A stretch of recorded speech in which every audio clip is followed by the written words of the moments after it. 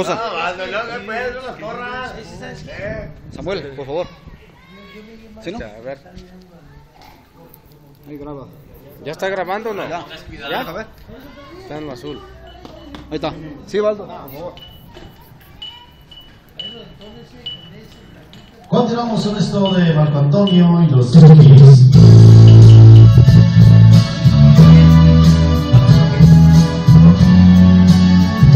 Eso no.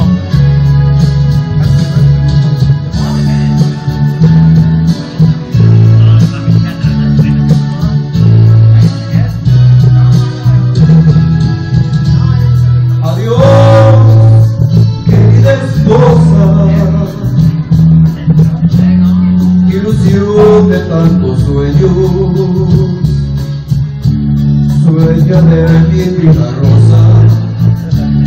Adiós, perdóname. Camarógrafo. Adiós, mujer hermosa,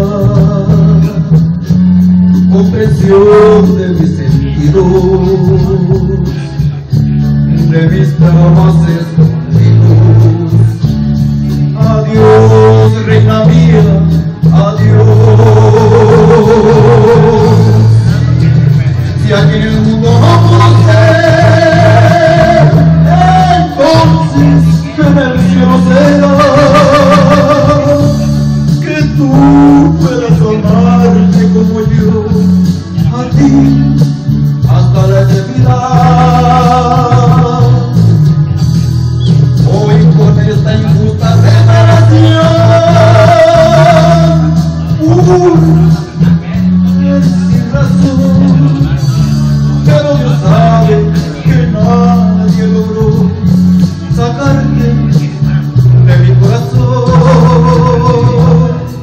Adiós, querida esposa, abrigo entero de mi soledad. Empiezo a sentir el frío sin ti, pero entre el hielo del amanecer.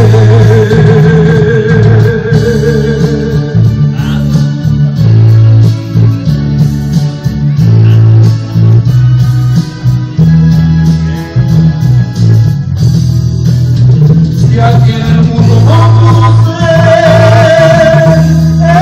entonces en el cielo será, que tú puedes amarme como yo, a ti, hasta la eternidad. Hoy con esta injusta separación,